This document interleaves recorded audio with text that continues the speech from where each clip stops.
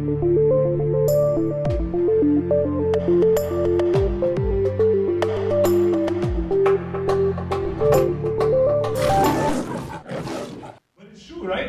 incredible how it is that if we think that there's a proximity between us and certain people and that they should understand where we're coming from, we have no problem being bold. We have no problem even like borderline offending them on purpose to make a point.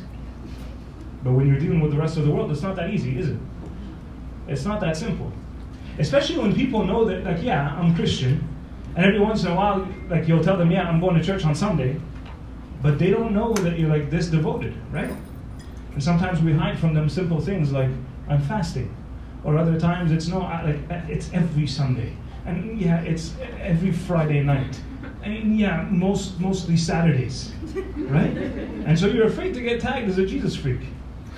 It's true, isn't it? Especially because Jesus freaks have a really bad rep, right? Everybody imagines that what we do on Saturdays is that we go stand in front of abortion clinics with these big signs that says you're all going to hell, right? And we're stomping, right?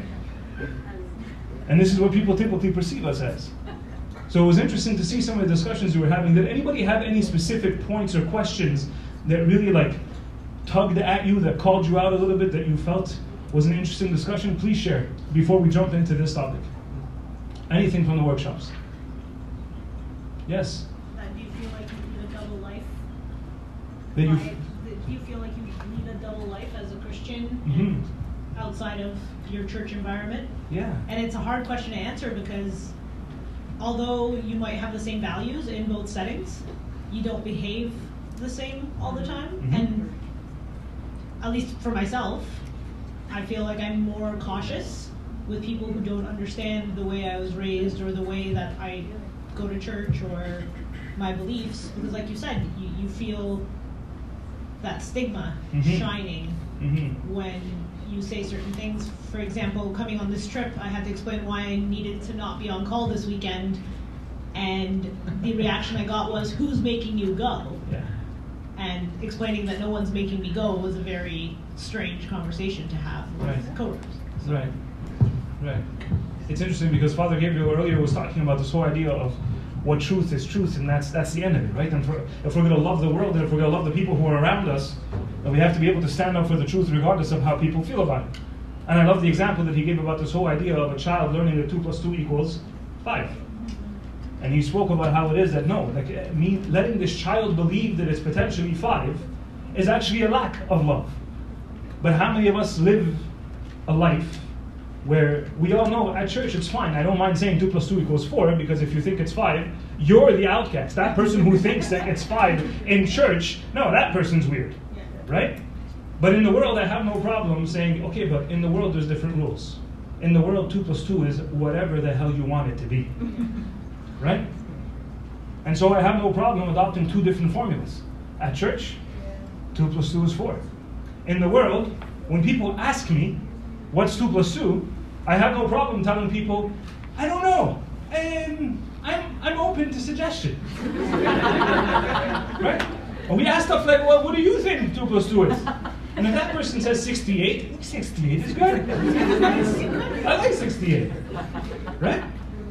And sometimes this is the way that we interact in the world. What else? What else struck you from the workshop? Yes?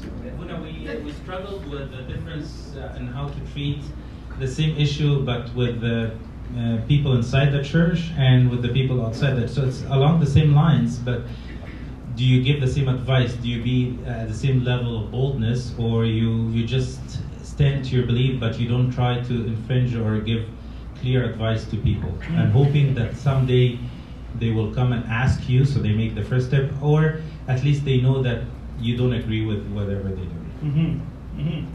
I think what's interesting is that sometimes when we speak of boldness, many of us have a preconceived notion of what that looks like, right? When people speak of boldness, you sometimes imagine like this person like standing up and like chest all like out, and like, their eyebrows are like all over the place, and they're like saying something, and we think that this is what boldness looks like, right? And so yeah, I can imagine myself doing that in a Sunday school classroom. When a high schooler asks me a question and I say, how dare you? And I instruct them on what the truth is. I would love for you to try to do that in like the lunchroom at work. That would, like, I would love to be a fly on the wall when you try to do that with some of your colleagues at work. That's not necessarily what boldness, when it's incarnated, what that looks like. So we'll talk about this whole idea of what boldness should look like within the church, within our homes, with friends. What else? Anything else before we jump in? Yes? I think one thing, sorry, I'm loud, trust me. I think one thing that kind of came to light is maybe we don't realize how much there is media bias against Christianity, even whether it's sitcoms like the one we saw, or even in news, the way news is portrayed. We are very unaware of that, and that's a way of kind of brainwashing us. Mm-hmm. We have to be more critical. Absolutely. Absolutely. It's incredible how it is that today, I was just speaking to Aki about this. I don't know where he went. Here. There you go. We were just talking about how today, everyone has rights. Everyone can be offended. And if anyone is offended, people react almost immediately. But if the Christian gets offended today, no, you don't get a say. You don't get a say. You were in power for the longest time, and you are the biggest problem this world has ever known, so today you're nothing but a doormat. We wipe our shoes on you. You get no say. So yeah, if people talk about you, deal with it. It's a taste of your own medicine almost. It's put in our face. It's put in our face. We actually had just recently in Ottawa, the Canadian ambassador of Hungary was over because they have this campaign where they're investing, it's an incredible thing, they're investing millions of dollars to be able to help a lot of Middle Eastern Christians who are persecuted in their own countries. And they were giving us statistics, and they put posters up on the wall, and it was basically an awareness campaign. They weren't asking for money. They were there to tell us, like, listen, we feel for you guys. We know where you're coming from. We have a tremendous amount of respect for the Coptic church. We have a tremendous amount of respect for the Eritrean and Ethiopian church, the people of Syria, the people of Iraq, and all of these Middle Eastern realities that are suffering as Christian minorities. And they were talking about this. It's an incredible number. It's like 8 out of 10 people on the face of the planet today who are very persecuted for their faith are Christian. 8 out of 10 people who are being persecuted for their faith today are Christian. But for some reason, Christians seem to be perfectly okay with this. Perfectly okay. So it's interesting to see how it is that this topic could not have come up at a better time. There is a necessity for boldness. But let's be clear, boldness doesn't mean that you adopt this in your face, come over here so I can punch you kind of approach.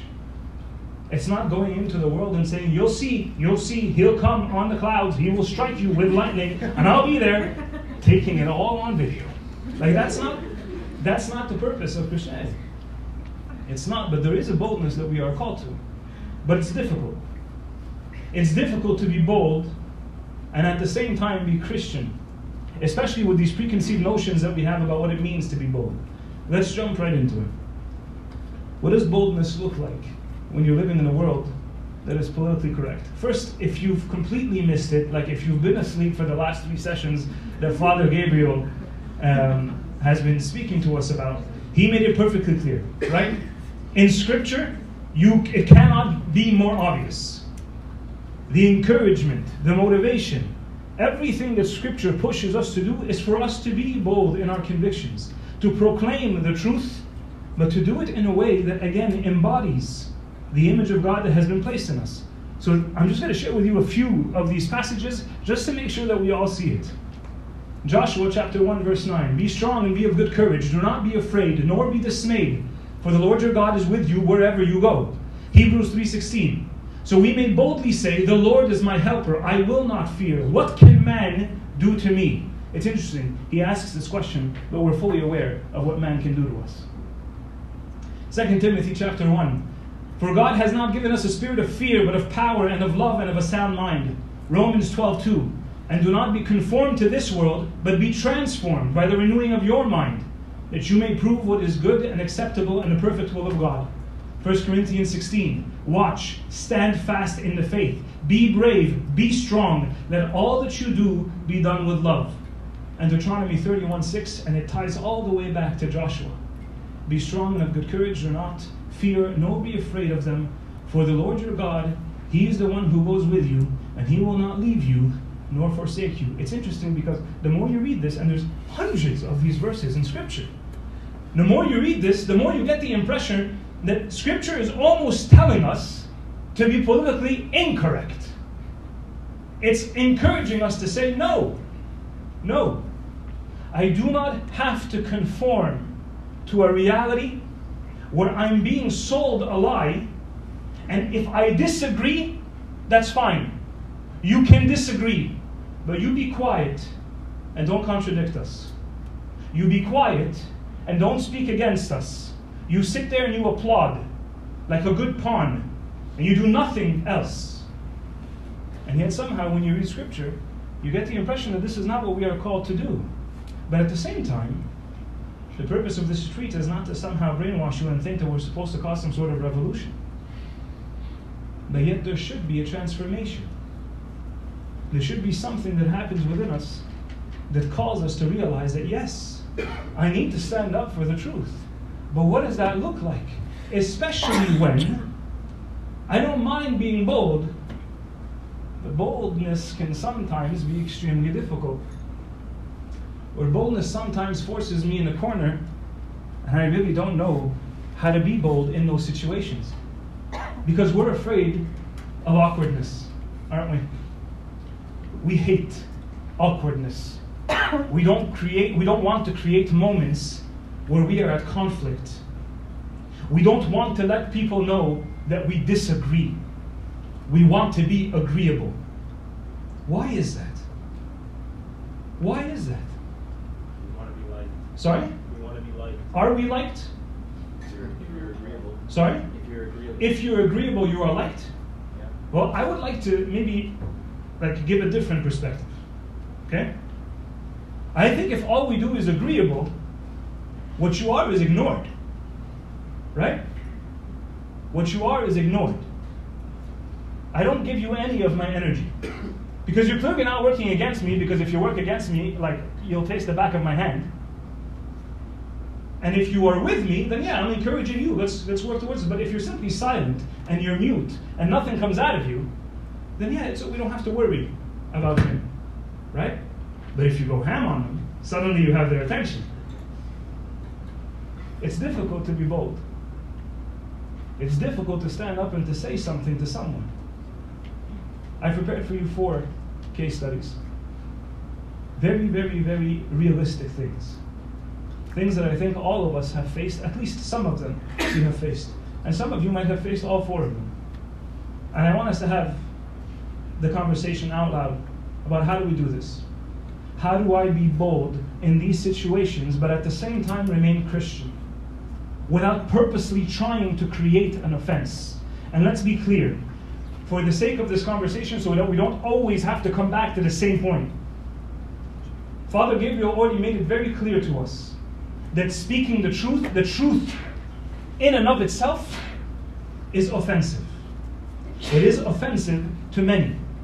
So there's a difference between me saying, this is the truth, and I place it in front of people, and they are offended by that, versus me personally going out of my way to take the truth and slap somebody in the mouth with it. Do you understand the difference? Or should we take the time to spell it out? Do you see the difference between me speaking the truth, placing it before someone, and then they don't know what to do with it and they're offended, versus me using it as a weapon to tear down the person in front of me? Let's use light as an example, okay? You know when you, is anybody here sleep in pitch dark? Right? Okay, so there's a few of you, okay? So most people like to sleep in the dark, and there's some people who are they're like vampires. They want absolute, there can't be a hint of light, okay? What happens when you turn on the light when a person has just spent the last 8 hours resting in absolute darkness, right? What does the light do to them? It burns them? Who said it burns them? Did you say that? Yeah? All right. Maybe. So, you know how when the light goes on, it's really strong, it's aggressive, it's abrasive. And naturally the person wants to do what? Wants to hide from the light. And sometimes immediately what comes out of the person is what? Turn it off. Turn it off. I don't want to see that. Leave me in my current state. I'm comfortable in this darkness. But there are other people who, when you shine a light in a very dark room, there are people who are intrigued by it and they start to walk towards it. They want to know what the source of it is. The truth that we are speaking about, that we want to be bold about, is that light. You place the light in front of a person and there are some people who will be offended by it. They'll say, turn it off. And there are other people who will come closer to it and say, it's intriguing. What is this? Where'd you get it from? What's it made out of? And they'll want to experience it for themselves. Your responsibility is to turn on the light. Your responsibility is not to be that annoying kid in elementary who has a flashlight and walks up to people and does this. That's not what being bold is. That's not what being bold is. To be quite honest, that's exactly what gives Christians a really bad rep. Let's begin with the first example and see where it leads us. We're going to discuss the examples, and then afterwards I'm going to give you guys, every single time, a few virtues that I want us to take hold of, that I think will be able to help us navigate these examples. Here's example number one. Example number one is something that we typically all face. It is in the work lunchroom, right? So you're sitting down, you have a 1 hour lunch, and then a discussion breaks out. And in this very specific case, now keep in mind, the scenarios that I'm going to place in front of you, I'm going to give very clear examples. I don't want to discuss those examples. We won't have time to discuss every single one of them. I want us to talk more about the process, not necessarily the content. Okay? So you're sitting in the classroom, in the lunchroom, and as you're sitting there, everyone's eating, everyone's having a good time. It's you and some of your colleagues, and then somebody talks about how it is that just last weekend, there was the March for Life. And this person starts expressing how annoyed they are. That there are still people in this day and age who are so ignorant to the fact that we should not be defending women's rights to be able to do whatever that they wish on their own bodies. And how they feel that this is pathetic, that until today, we have millions of people who are willing to defend such like a ridiculous notion of how it is that this thing inside the body of the woman has more rights or equal rights as the woman who is full grown, who pays her taxes, and who contributes to society. This happens in front of her. What do you do?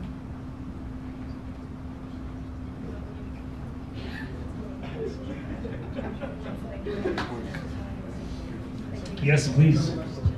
So, like you said, without going into the content of it, but the process, I think Gina actually put it best for our group, where she said you can always assert your opinion but not be aggressive about it.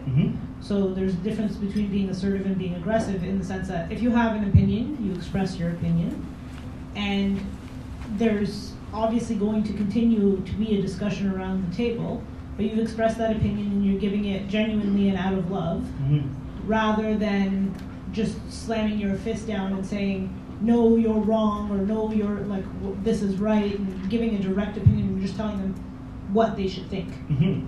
Because if you give them like a perception or an opinion that comes from a rational thought or like a loving thought, then they're not going to take it as an attack. Whereas if you come and approach it, like you said, you approach it by slapping them in the mouth with your opinion, then it's just going to go the other way. It's going to be like telling a kid they can't stay up late. They're going to stay up the latest they could possibly stay up, just to spite you. So I believe that to actually have a healthy conversation about it, yes, you can assert your opinion, but if you're aggressive with it, it's going to take a whole new life on its own. So. Okay, now let me play the scenario a little bit further. Okay, so here you are building up this courage, right? Where you're like, you stop listening now because you're already preparing what you're going to say.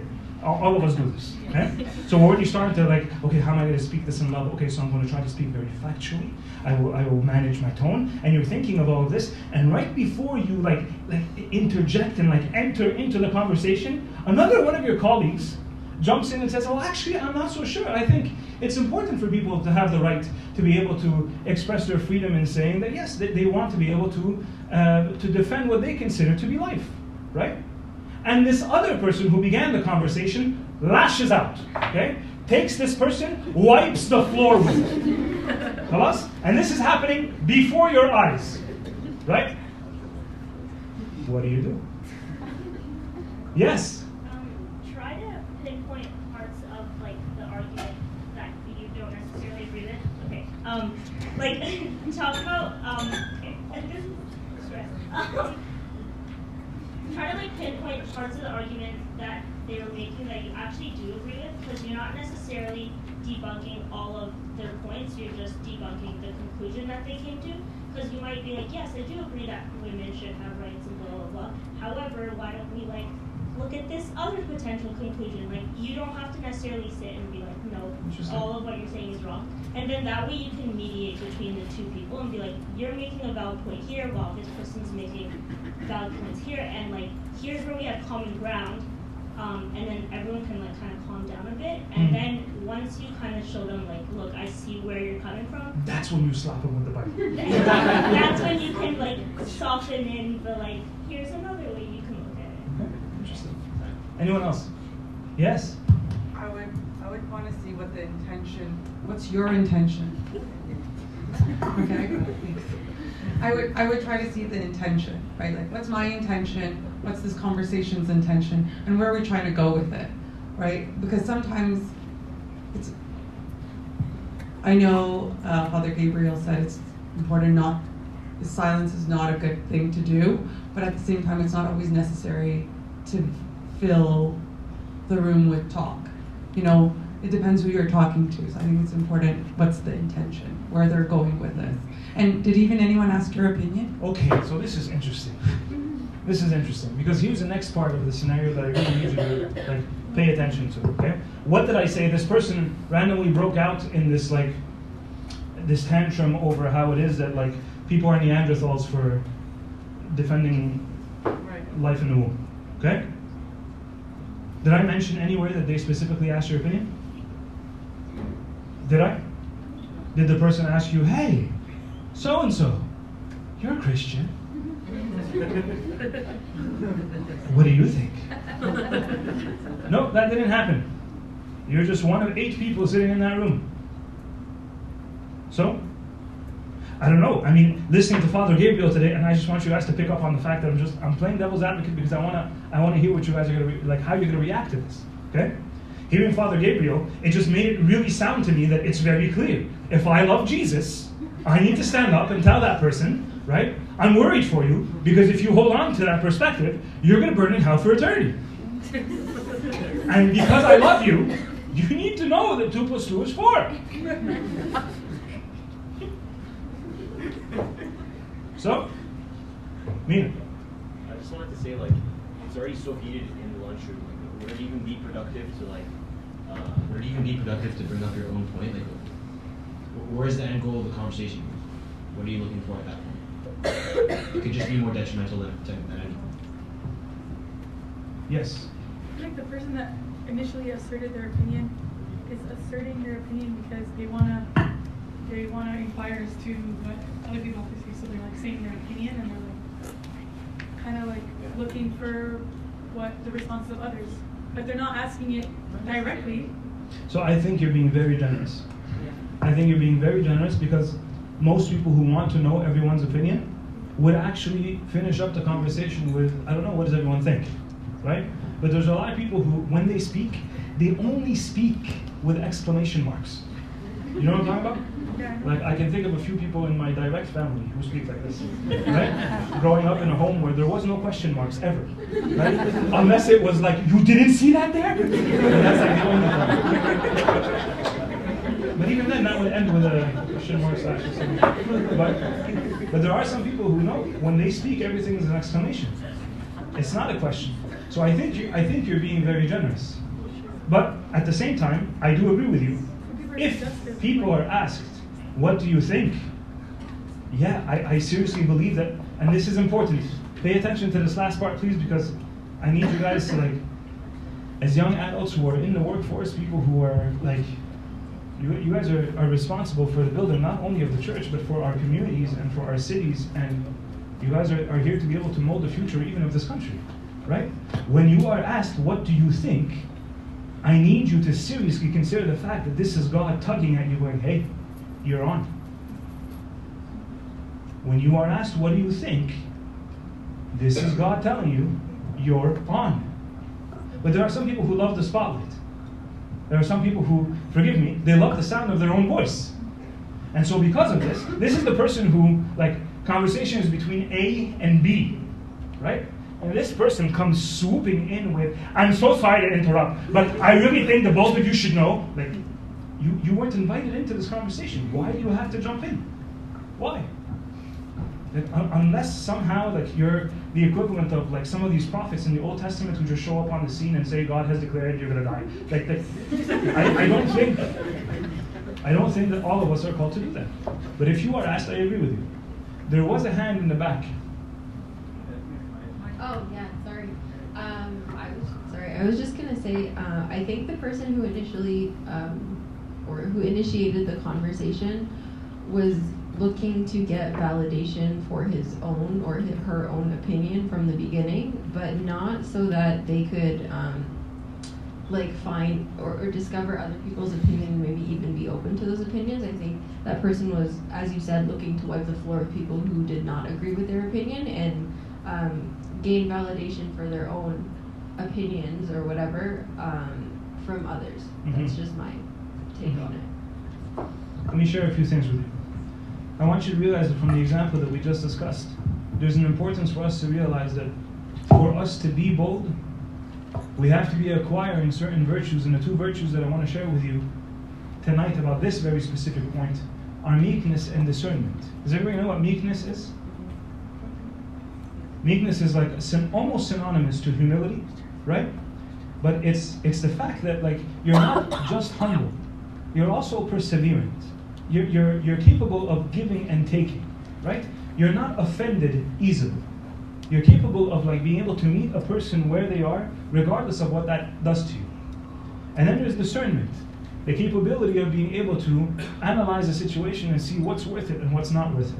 I want to read to you from the book of Philippians. St. Paul says the following: "And this I pray, that you love may abound still more, and more in knowledge and in all discernment, that you may approve the things that are excellent, that you may be sincere and without offense till the day of Christ, being filled with the fruits of righteousness, which are by Jesus Christ to the glory and praise of God."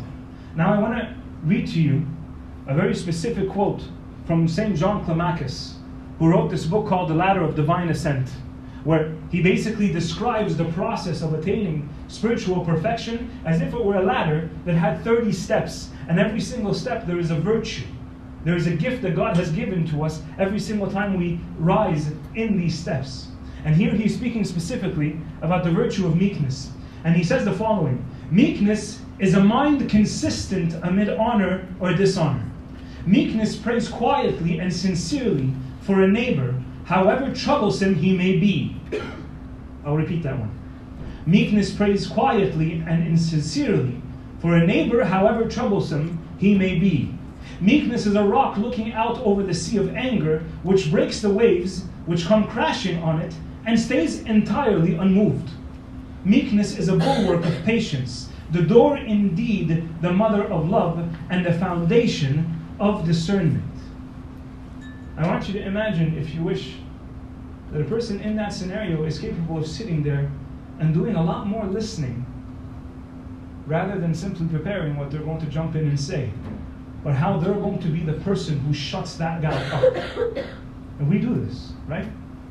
It's incredible. It's incredible. We'll sit in a room filled with people, and instead of actually listening to what is being said, we're preparing in our minds the question that is going to stump the speaker. We're preparing the perfect rebuttal, right? And in the process of doing this, we're not listening at all, are we? And while we're sitting there, nobody has considered the fact that maybe the best thing for me to do in that moment is to sincerely pray for this person. Because I have no idea what this person's story is. I have no idea where they're coming from. I don't know if there's any pain or suffering that is surrounding this person's clearly outrageous reaction. It's overworked for something that, like, it doesn't merit this person's reaction. There is discernment that is required to know, if I jump in right now and I do add something, is the person ready to receive it? And this goes back to a little bit to what Mina was saying.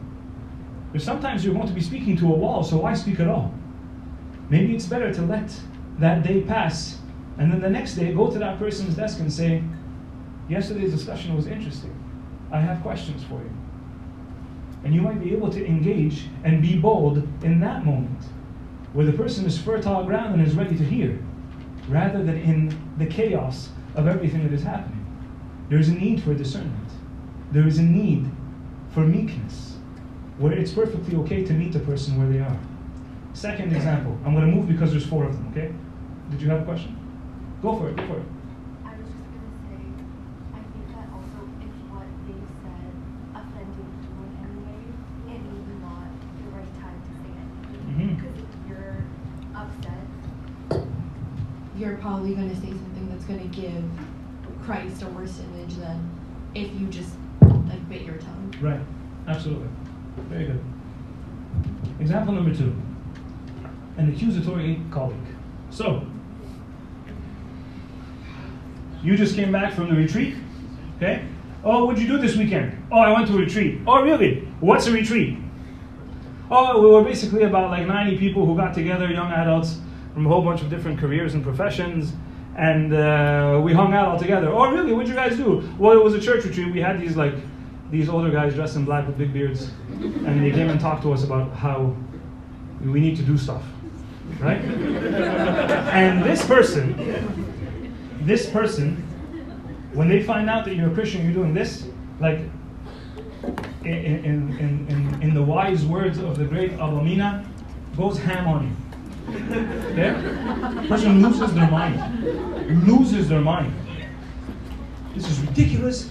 I always thought that you were a person who was smart. I always thought that you were a person who had like something between those 2 ears of yours. I can't believe that you're going there and letting men tell you how it is that you ought to live your life, and you have no idea what it is that you're promoting, and we fought so long for women's rights, and here you are allowing only men to speak to you, and I'm guessing that at this church that you go to, I'm guessing they don't allow women to speak, and I'm guessing that they don't allow women priests, and I'm assuming that this and that, and then right? And they vomit all of this at you, right? Lost his mind, or her mind. Okay? Extremely accusatory. Yalla, be bold, huh? Huh? I've never seen you shocked before. Yes?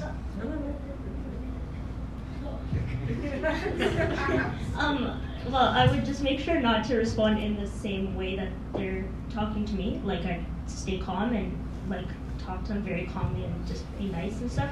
And I'd be like, with all due respect, like, I'd ask that you respect my beliefs, and like in the same way that you wish that your beliefs and your stances are respected, and just give them like a moment to realize that like there's a commonality between us. Like, they don't want us to, they don't want to be lashed out at like that for what they believe in, so I'd ask that you give me that same amount of respect. Very good. There was another person. Yeah. Not to piggyback off of what you literally just said, but I don't think that normally people act that way unless there's a very personal reason for them to be feeling that way. Yeah. And that, I think it was Abu Anthony who was saying, like, hurt people. So unless they've experienced in their life a Christian who didn't act in a very Christian way, or they had a member of leadership in some kind of denomination that treated them badly, or they were told that they were wrong for a certain belief that they have that they hold very personal to their identity, or whatever it may be, normally people don't act that way. Like, that's not a rational way to act if you just simply don't agree with something. So I might come to them later, like you said, and be like, hey, what's up? Like, you don't normally act that way, like, what's going on, right? Okay, what do you do in the moment though? Because if in the moment, your reaction is, oh, did somebody hurt you? Get ready to get headbutted. Right? So I appreciate the fact that you're absolutely right. You have to be able to go back to them and say, listen, like, I'm intrigued, and I'm also a little bit worried. This is not like you, and I want to have this conversation. But what do you do in the moment where the person is like turning blue from how loud they're screaming it? It's accusatory, and it's clearly personal at this point, right? You are this, you are that, your mentality, your values, right? As if you are the cancer of society. I had that encounter once. Not like in that degree, but yeah, someone said to me like, what is this like traditional thing, blah blah blah. I was like, well, maybe sometimes that we should hear other people's perspective and actually learn something new rather than just pointing fingers and you're just trying to defend what you believe by to each to their own. Mm-hmm. So like, I kind of played it off like you could say objectively and like chill. It's okay. But I think that you should not shut people down just because I have an opposite thinking as you do. So you would play the let's agree to disagree card? Kind of, at the moment. Okay, sure. Anyone else? I have. Yes. I don't know if this is right. I could be completely butchering this answer, but I think that in the moment, you're in the job to do a job. So I don't know that discussing like what I believe or what you believe or whatever is imperative in the moment right now to my job. I don't know if I'm making sense, but if that person were lashing out at me for my beliefs, I think I hope that I would say something like along the lines of like, I don't think this is the right time right now or appropriate time to discuss this, as I don't see how my beliefs are relevant right now to the conversation of like the job that I am trying to accomplish, but like we can talk about this later or something like that. Okay, but for the sake of this conversation, Right. this didn't begin with a work setting conversation. This simply began with, how was your weekend? Right. Right? So yes, of course, there is, and sometimes this is the wisest thing to do when the person can't hear you anymore, which is to bring it back to something else, right? We're basically rebounding the person back in a completely different direction. Okay, like you clearly want something to chew on, the ball was thrown over there, go chase it, chew it over there, I'm gonna go back to my place, right? And there are people who will deal with it in that way. Yes?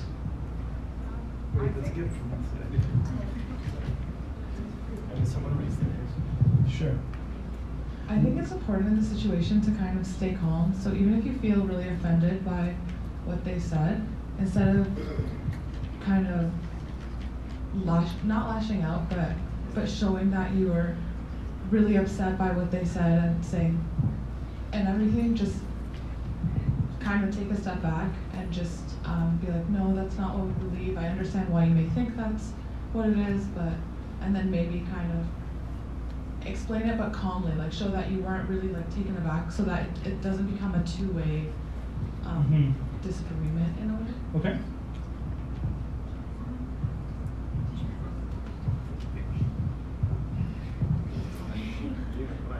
I've had this happen to me at work, and the guy was saying things like that, like what you said about like there's no women leaders and you guys are just like robots and you don't know what you're doing and all this kind of stuff.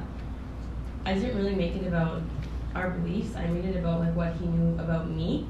I said like, you know me as, I'm like, just put that aside for a second, like me as a person, like you know that I'm like, we're both educated, we are both smart people, and I would not be in a place where I was belittled, or a place where I felt like I wasn't like celebrated or wanted, or like where I felt important, or like that I felt valued, and I felt like why would I go somewhere and spend a weekend where I felt like I was just a robot and just felt like I was, sorry?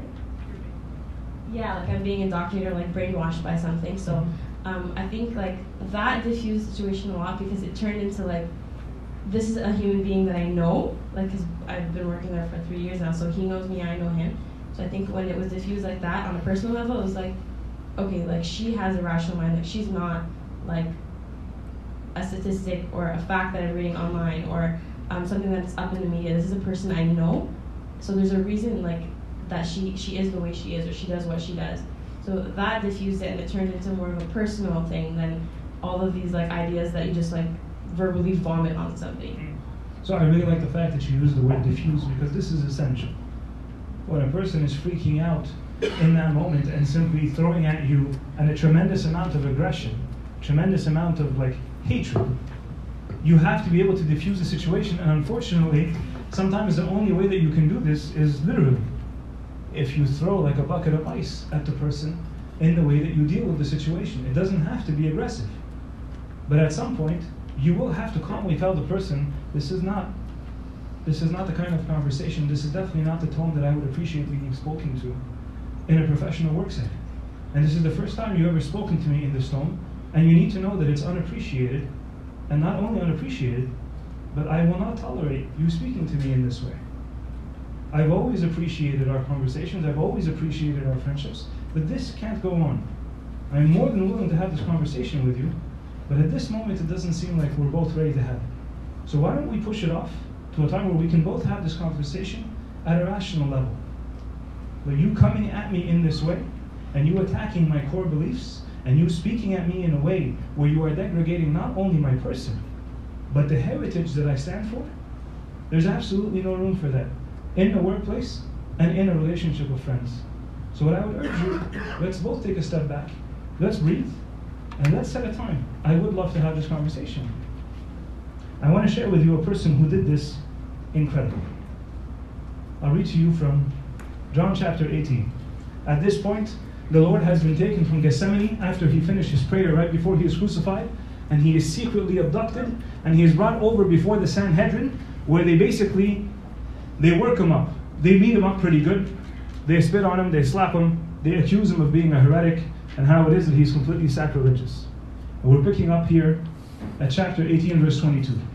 And when he had said these things, what he had said here is that basically he had declared that truly he is the Son of the living God. And when he had said these things, one of the officers who stood by struck Jesus with the palm of his hand, saying, "Do you answer the high priest like that?" And Jesus answered and said, if I have spoken evil, bear witness of the evil. But if well, why do you strike me? If I have said anything wrong, go ahead and correct me. Tell me where the evil is. But if I have not spoken evil, and if I have only spoken truth, explain yourself to me. And you got to keep in mind, a lot of us think that Jesus is the author of like turn the other cheek, walk the extra mile, do this other thing. He wasn't there saying, I'm so sorry, I've offended you. A high priest, forgive me. No. He gets slapped, and he faces this man with all assertiveness. But even within his assertiveness, there is a humility there. There's a humility because he knows if he snaps his finger, a legion of angels take this man and give him the beating of his life. But that's not how he retaliates. Now St. Cyril of Alexandria sees the Lord acting in this way, and he urges you and me to be able to learn from him. St. Cyril says the following: when a brother happens to have words with us and lets fall some troublesome expression, he's basically saying he cusses you out. Okay? We often think that we are justified to be enraged with the fury of dragons and ceaselessly pelt him with a storm of words in return for one. We neglect to grant forgiveness to human littleness, or to consider the frailty of our common humanity, or to vary the passions that arise in brotherly love. We neglect to look to Jesus himself, the author and the perfecter of our faith. There's something to learn from Christ here. He wasn't a doormat. He did not let himself get walk all over. But yet he didn't neglect the fact that this person is speaking clearly from a brokenness, from a fallen humanity. He could have easily retaliated by proving that this person was wrong. You know what's interesting, because the other extreme of this, does anybody know the story that we read in the Synaxarium, that we received an oral tradition about the assumption of the body of the Holy Virgin Mother? When St. Mary passes away, the disciples put her in a coffin and they go to bury her. Has anybody heard this story? Okay?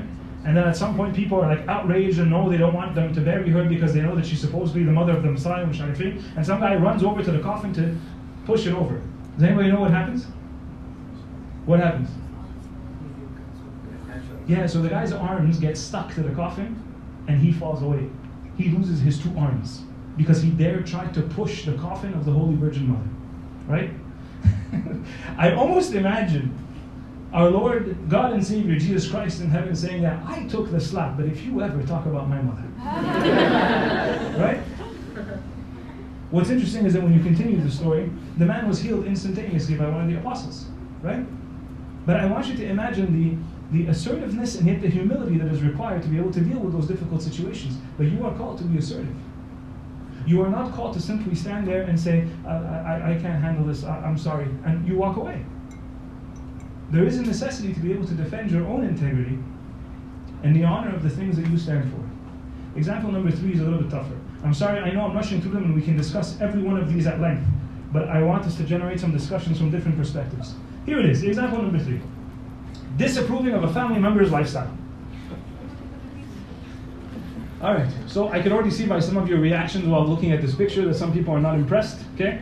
But there's worse things in our families if we're being honest, okay? So, here's the example. This should be a good one. This should be a good one. Because I think this is going to make a lot of people uncomfortable. So here it is. Ready? What happened October 15th? Huh? Cannabis. We legalized what? Cannabis. Right? So, some people long before October 15th picked up on the fact that what? The stock market that has everything to do with marijuana, there's some potential there, right? So you have this family member who's a direct relative. Imagine a brother or a sister, Sean? And I want to make the assumption that I'm not speaking about anybody in specific. Let's just assume it's the sibling. It's not you, okay? And this person says, you know what? I heard the return is incredible. It's almost comparable to Bitcoin. This is like a huge thing, right? I put in 50 grand now. Within a couple of years, I'm almost doubling that money, right? This is better than any GIC that's going to give you 2.5%. And this is secure. Because October 15th, this is happening, right? I'm not saying I'm a fan of Trudeau, but I'm saying, hey, there's some money to be made here. And so your brother or sister tell you, I'm putting in 50 grand. I'm investing it. I let it sit, and in a couple of years, I'm going to pull it out. And when I pull it out, it'll be 70, 80, maybe more. Be bold.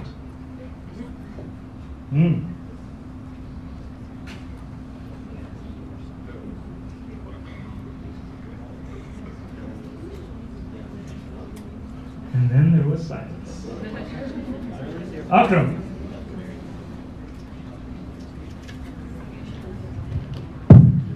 So I've contemplated on this one several times because I do play in the stock market and I do have shares in different companies. Cannabis, though, for other reasons, I don't have shares, but I will share a personal story where I work in marketing and advertising, and I have been approached by at least 8 cannabis companies where they've asked me to come and work for them.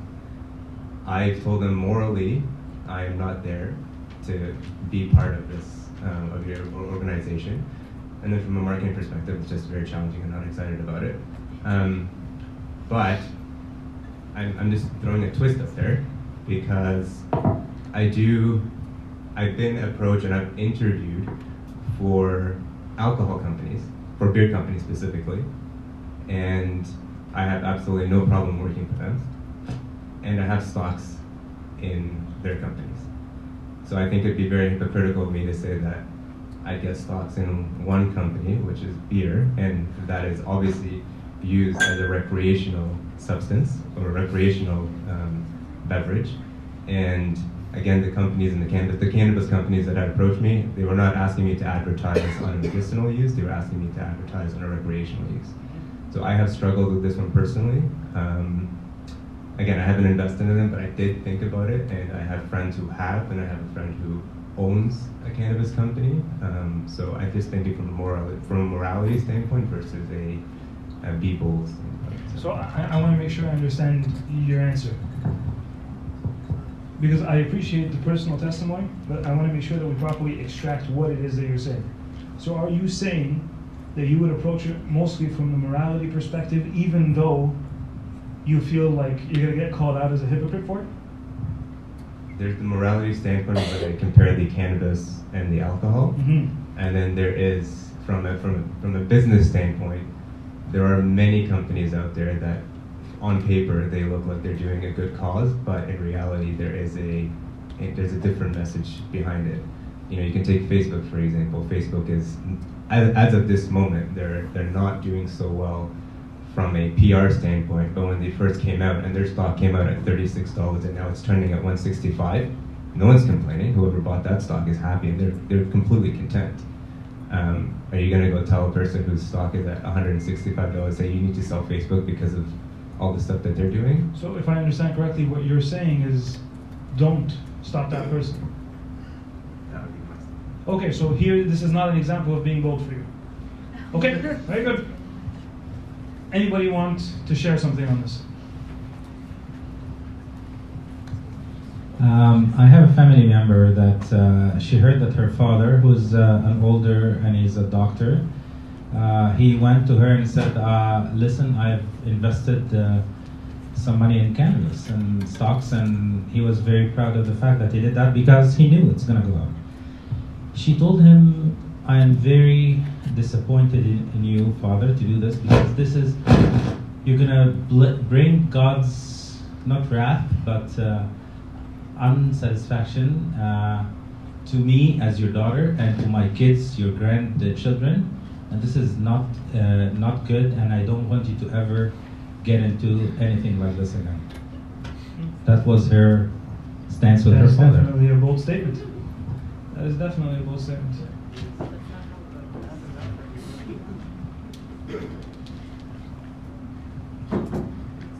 Well, if it was my sibling, so it's my sibling, Mhm. my friend, No, my this is a close sibling. friend. This is a family member. Yeah, it's my family member, then I take Nina's point and I go ham. Okay. And how exactly do you express your point? Are you kidding? It would be my response to them. Well, as much as I appreciate that answer, I wouldn't go any it's further. nonsensical. There's It's nothing- nonsensical, right? Go ahead. From an like if you're treating it the same way as you would treat your other investments, sometimes there aren't emotional attachments in investments, and it doesn't reflect the belief in your like whether you support the products that they have or not. Sometimes it's just about the money. You're living on the fields. So let's go back to something that Father Gabriel said. I specifically chose this example because I think this is one example where people really like to swim in the gray. They don't like black and white approaches because they say, well, if this is black and white, and like there's really nothing out there that's black and white. Like there's everything. Then I can make the same argument for eating hot dogs. You eat too many hot dogs, you'll get cancer and die. Why don't we like go ahead and, I don't know, boycott? Is it Schneider's? Boycott Schneider's, right? And some people, what they want to do here is that they want to extend what they consider to be the gray zone as much as possible. Why? To appease the conscience. To appease the conscience. So I'll share with you a real example, a real story that happened. A person calls me, a person who's very reputed in our community, a very loving person. He calls me and he goes, listen, Abuna, I just got like an offer of a lifetime where I was offered basically 40% of a company. And this company is really simple. Like I have it in the contract. I give them 200 grand today.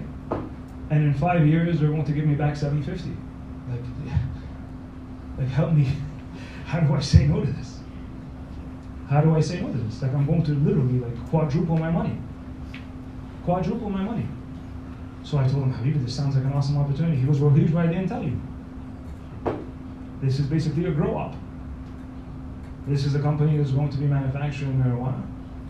And yeah, this none of it is good. But I mean, this is an opportunity where I can secure my children's future. And to be honest, Abuna, it's really simple. Somebody's gonna get this money. Somebody's gonna give 200 grand. Why shouldn't it be me? And to be honest, why shouldn't it be me? And this is what he said. Especially a person like me, who tithes and gives 10% to the church. right? But the person is not trying to play dirty. The person is actually sincere. The person is actually sincere. He's like, somebody's going to get this. Why shouldn't it be a good person who cares about their children and who cares about the church and who cares about the community? Like, why wouldn't it be me, right? And to be honest, now that it's legal, what's the big deal, right? And this is what I told the person. I told the person, okay, let me ask you, if a drug dealer came to you a year and a half ago, I told you I have a small thing running for me and I have about 20 pushers out there, and they're all working for me, and every single one of those pushers has about 5 little guys in high school working, so we have an organization of about 100 people, right? And we're like selling like incredible stuff, like we're selling by the kilo, it's incredible, right? 200 grand, give me 200 grand, I'll give you $1 million. I'll give you $1 million in 10 years. What do you say? He's like, absolutely not. Invest with drug dealers. And I paused. So then why wouldn't you do it back then? Because it was illegal. Because it was illegal. What's the difference between the product that was sold then and the product sold now? He goes, well, no, now it's for medicinal use. I'm like, that's garbage. Have you read any of the research? None of it is for medicinal use. The medicinal stuff is already all over the place. We've been using medicinal marijuana for I don't know how long. Ask anybody who works in a pharmaceutical organization. There's not suddenly a new surge or a new need for medicinal marijuana. Everything that's going to be operated now is 100% recreational. So what's the difference between giving it to the drug dealer and giving it to this organization now that hides behind a logo? I asked him a different question. If your 18-year-old walked in on you high, out of his mind, what would you do? Because I'd break his fingers. You see, the problem that sometimes we have is that, and I use this very specific example to prove a point. When I feel like I am being hypocritical about an issue, where I feel like this person might respond and say, hey, take the plank out of your eye before you look at the speck in mine, and family members do that because they know us inside out, right? They know our flaws. They know our flaws. They're very good at calling us out for the fact that, like, where you get off telling me what to do. Sometimes I hesitate and I think, no, there's no being bold there. I can only be bold if I am perfect. But let me ask you, have you ever heard of the saying that says, practice what you preach? Is the saying practice what you preach? Or is it preach what you practice? Answer me. Is it practice what you preach? Or is it preach what you practice? Because if it was preach what you practice, there wouldn't be much preaching out there. If you only spoke about the things that you do, then you're not even living up to any standards yourself. It's practice what you preach so that you can say, I am trying to have people realize there is a truth while struggling to live by that same standard of truth myself. I grew up in a home where my parents, they smoked cigarettes. I remember the first day my parents found out that I had tried smoking. 11 years old. 11 years old. And some random 16-year-old at a park told me, here, have a puff. And somehow my father, who smokes 2 packs a day, was capable of smelling on me that I had taken 2 puffs. He terrorized me. Terrorized me. وعلشان ولادي موجودين في الأوضة النهارده مش هقول لكم عمل فيا إيه. خلاص؟ I was terrorized. My father sat there and he said, I am telling you, be better than me. Be better than me. If my father had adopted sometimes the approach that we adopt and said, well, I'm clearly not a good example to him. How am I possibly going to tell him not to do this? And the poor kid, he's just a victim to his parents' behaviors. Khalas, I shouldn't tell him anything. Are you out of your mind? What kind of parent would do that? Why? I want to share with you a story.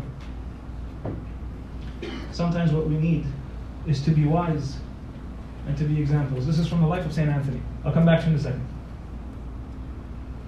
This is taken from the life of Anthony that was written by St. Athanasius. This is chapter 72 of the book. And Anthony also was exceedingly prudent And the wonder was that although he had not learned letters basically meant that he did not speak, read, or write Greek. It's funny because at the time of St. Anthony in the 4th century, if you didn't know Greek, you didn't know the language of the empire, you were considered illiterate, even though the man spoke Coptic and like it was fluent. It wasn't wrong. That was the language of the empire, of where he lived in Egypt. But he didn't speak Greek. He was a ready-witted and sagacious man. Here, sagacious basically means wise. At all events, 2 Greek philosophers once came, thinking that they could try their skill at Anthony. And he was in the outer mountain. And having recognized who they were from their appearance, he came to them and said to them by means of an interpreter, "Why, philosophers, did you trouble yourself so much to come to a foolish man?" And when they said that he was not a foolish man, but exceedingly prudent, he said to them, "If you came to a foolish man, your labor is superfluous. But if you think me prudent, become as I am. For we ought to imitate what is good. And if I had come to you, I should have imitated you. But if you to me, become as I am, for I am a Christian." But they departed with wonder, for they saw that even demons feared Anthony. There is something about how it is that if I repent, if I develop a relationship with God, if I offer myself to God, and I go speak to someone, and I encourage them to taste what I have tasted, and this is not seen as offensive. If I'm not worried about the fact that I don't live up to a certain moral standard, the solution is not to remain silent so that nobody can learn. The solution is for me to live up to the moral standard. Okay, and then we'll take... You give the example where this individual came to you and the Frenching factor was something being legal versus not legal within a year and a half. So I'll share another personal story. I had a recruiter reach out to me from RB. RB is Reckitt and Kaiser. They have multiple brands, Strepsils, Lysol, and the one brand that they had asked me to, or they were recruiting me for, was for Durex condoms. So there's nothing illegal about condoms. Having taken that brand and having to advertise it, would that be an issue too? Because I mean, you don't know who you're advertising it to. Am I advertising it to married couples? Am I advertising it to non-married couples? I'm just advertising. Whoever buys it, buys it. So am I in the same situation there? Are you actually asking me to answer you? You worked in marketing at one point. Yeah. We'll put you in this situation. Yeah. Well, why don't I tell you what happened to me?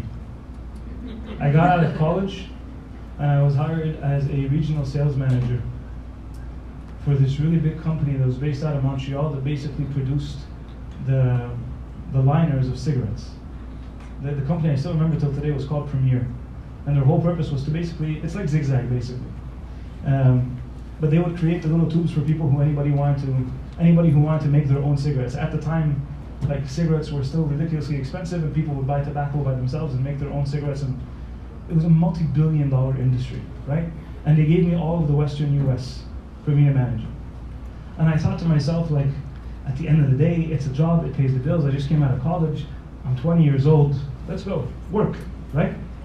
And then the money starts to come in, and you're making commission, and you're making bonuses, and the more you sell it, the better it becomes, and then you get invited, and like, things start to work out. And then here I am, trying to convince my father to stop smoking, while I'm pushing all of this stuff, so I can bring in a bill. I sat down with my father of confession, and I told him, there's something inside me that's not comfortable, right? I know I'm not doing the wrong myself, but I'm supplying the means to the end. I'm basically taking the gun, I'm cocking it, I'm placing the bullet in it, I'm placing it on the table, and I'm not claiming any responsibility for the person who takes it and shoots himself.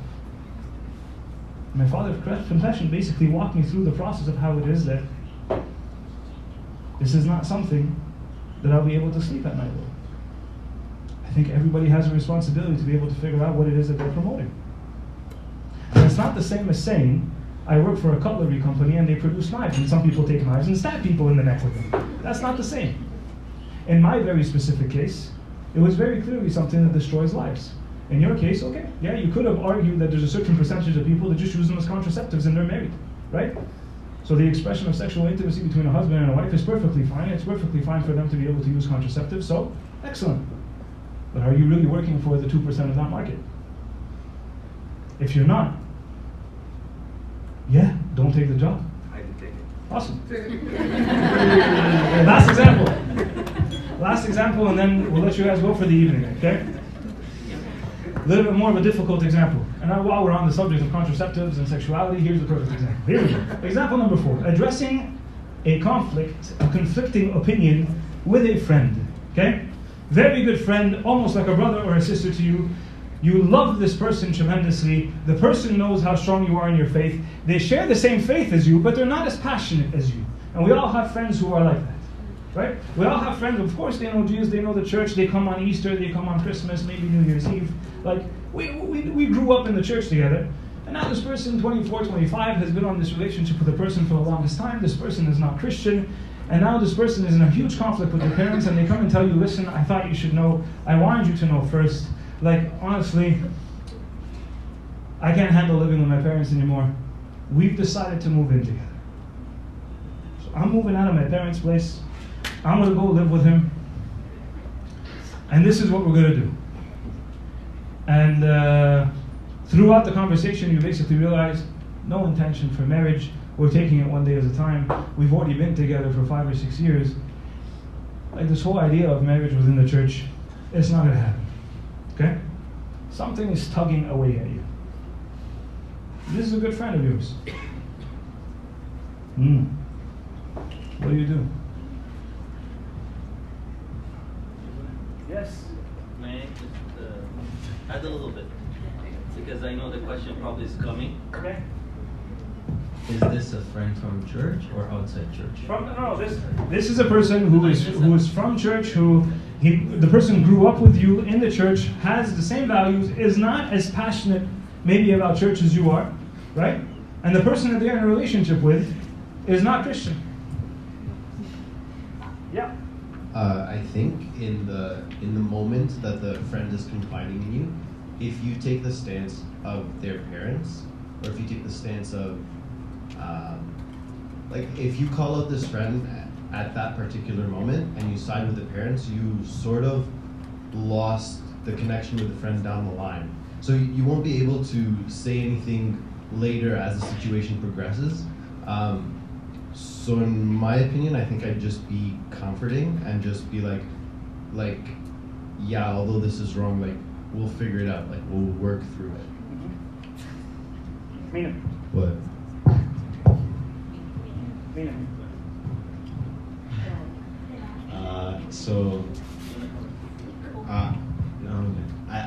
I think the opposite. If you're good friends, like me and Fadi over here, you can speak your mind, and if you are good friends, like the situation like says, they'll understand that you're not trying to be their parent, like their parents are being their parents, but that like the last lesson, that you actually are showing them truer love than just letting them go, you know? Yeah. That'd be fair.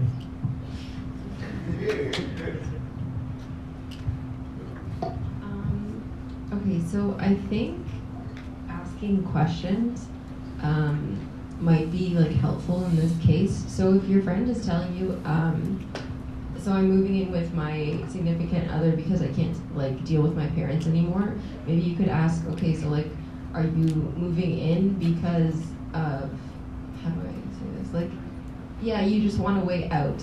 Is this really good for your relationship? Like, are you ready at this, like, not that you're, like, not ready, but like, this might be something that actually is bad for your relationship if you are just jumping into this because you can't really stand your parents anymore. So if you get them to think about things from like a different perspective and like say your relationship might actually be at risk if you do this, like, not rushed, but like, because I don't know. Am I explaining myself properly? I don't know.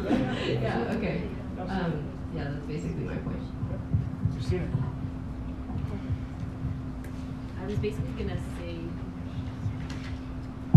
I was basically going to say what Miriam said, but maybe try to reason with them, because I think you have a close enough connection to be able to kind of like talk to them like honestly and openly.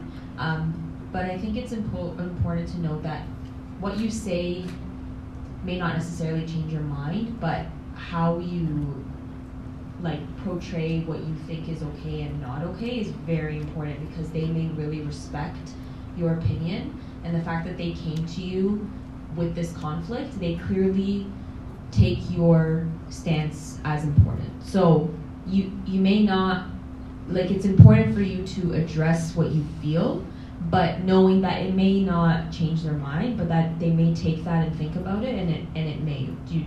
Absolutely. Yeah. I think there's something very important here, and I think this is exactly where I want us to go to. Sometimes how you say something is more important than what you say, especially if this person knows where you're coming from and anticipates what your opinion is going to be. Like, it's really simple in my case, when people come and ask me for counseling, like, they have a very good idea what it is I'm going to tell them to do. They already have a very strong inclination towards the fact that I'm probably going to tell them to follow something from Scripture, right? But the delivery changes everything. How you approach the person can completely change the reaction. And I really like something that was said, I don't remember if it was Fedi or Mina, but this whole idea of sometimes it's not in the moment, right? Sometimes the influence of being bold and helping this person discover the truth has to be played on the long game. It's not, it happens tonight. That can't always be the case. In Ephesians chapter 4, St. Paul says something that I think is the summary of everything we want to discuss when we're talking about being bold.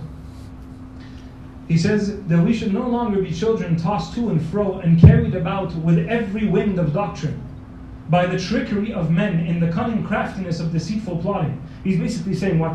We can't be those people who, when the new fad is we only wear blue, we wear blue. When the new thing is yellow, we all do yellow. When we're not wearing nothing, all right, let's do it. We're not wearing nothing, right? We go with whatever is being tossed, here and there, here and there. And he says, but speaking the truth in love, that you may grow up in all things into him who is the head, who is Christ. There is something to be said about how it is that we are called to speak the truth in love. Not using the truth as a weapon to hit the person over the head. There's something to be said about the fact that sometimes the way we approach a person with humility, with care, with compassion, understanding that they are probably going through turmoil also. This is not an easy decision to make. Sometimes it changes everything. I'll share with you a story that honestly I feel like God put me in this situation because He needed to teach me something. God really came through for these people and He used me in the process. But I really think I benefited much more than they did. A couple had moved into Ottawa and they were married and they had a child. And the person really wanted to get married in the Coptic church. He was dealing with a person who was telling him, absolutely not.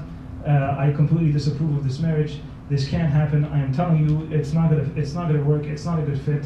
You need to leave this girl immediately. He couldn't handle it, and he couldn't basically sit down and convince the priest that it would go otherwise. This was in the former city that he lived in, and so in the process, they decided they're going to get married outside of the church. And because of that, when the dude came back into the church, the priest basically told him, "You're living an unlawful marriage, and you're living in sin, and this and that." And the person couldn't handle it, dropped the church entirely.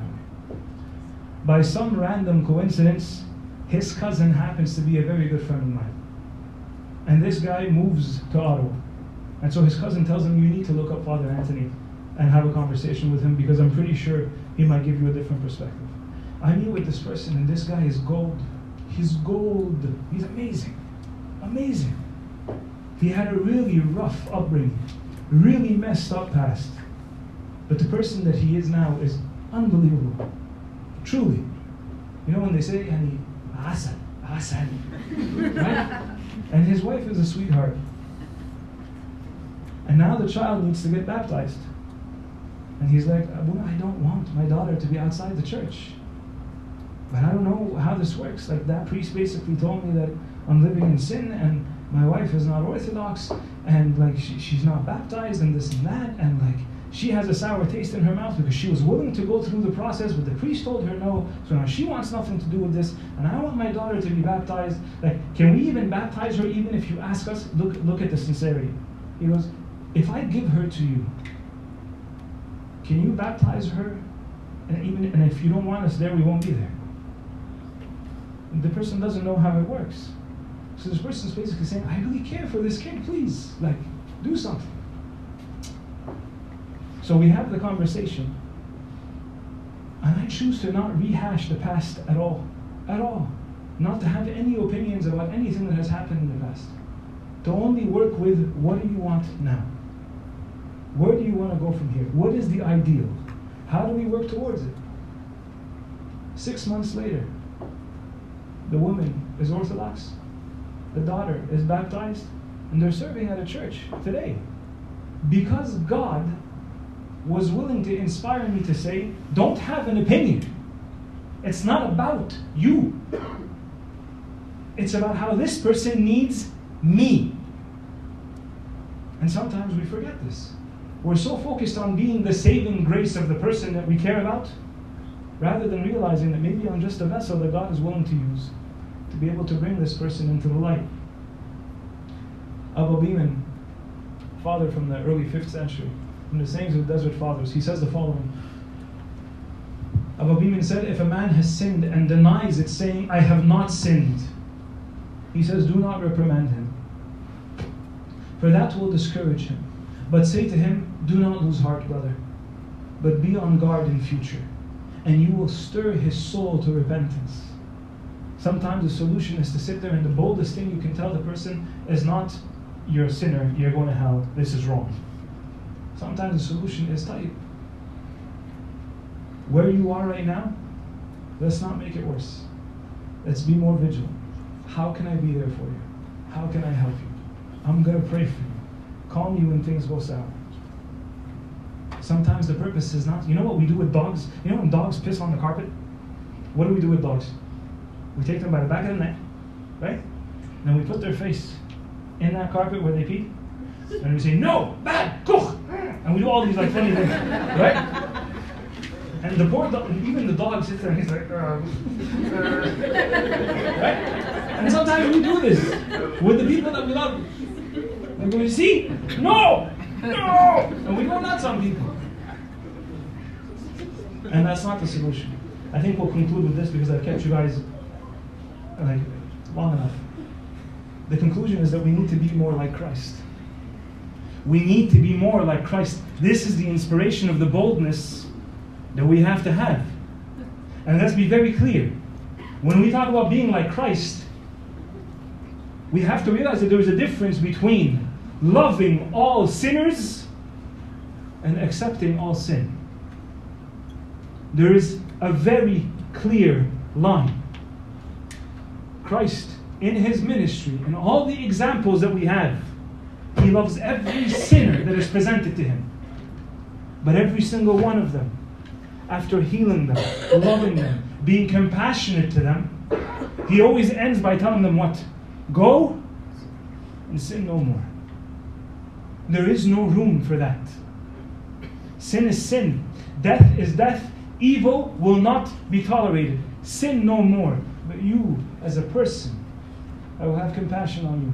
I will love you, and I will treat you no differently than any of my children. The sinner woman is thrown at his feet. And he is the one who gave the law to Moses. If a woman commits adultery, Lord, on your mouth it was said, you stone her. And so he doesn't say, no, we don't stone. He does not contradict the law. What he says is, so be it. Let him who is without sin cast the first stone. And when everyone walks away shameful, he turns to the woman and he says what? Raise your eyes, look, where are those who accuse you? Where are those who want to kill you? And she says, Lord, they have all gone. And his answer is what? Neither do I condemn you. Go and sin no more. He meets Zacchaeus in the tree. And he doesn't point him out and he says, everyone turn around, look, this is what a rat and a snake looks like. This is a chief tax collector. He sold out the Jewish people to work for Rome. Take a look. This is a hypocrite. This is a viper. He says, Zacchaeus, come down. If there's anywhere that I want to have supper tonight, it's at your place. And by the end of it, Zacchaeus does what? He says, Lord, I want to go bankrupt for you. If I have taken anything, I will return it. And anybody that I have dishonored, I will pay them back fourfold. He sees the woman at the well. And he could have sat there and waited until she broke the ice and asked him a question. Only to tell her, La la la, ma tkaliminish. I know what you are. No. He approaches her, even to the point where when you read scripture, even his disciples are saying what? Why is he talking to her? What are you doing? She's a Samaritan and a harlot. Like, this is a double whammy. Jews have no dealings with Samaritans, and she's a sinner woman. Like, what are you doing? Like, we got a reputation to help you. Like, if the disciples were like the PR people for Jesus, they're like, this is a bad move. Don't do this. But he breaks the ice. He engages with her. He loves her. And then he finds the most random thing to praise her about. He says, go get your husband. And like, for most of us, this is bait, right? Go get your husband, and he's waiting there to see what she's going to respond. So if she says, yeah, okay, he'll respond and say, aha! Liar! No. He doesn't do that. He tells her, good for you. You have rightly spoken. You don't have a husband. And I know about the 5. And I know about this other guy. And I know what you do. But I'm still speaking to you. And she brings the entire city to him. There is a boldness that is required that inspires us to be able to recognize that the truth will always be the truth. We do not stand for sin. But we have a responsibility that in our boldness, that we make every sinner feel as Christ has made us feel. For us to make them feel loved. God be all glory now and forever and to the ages of all ages. Amen.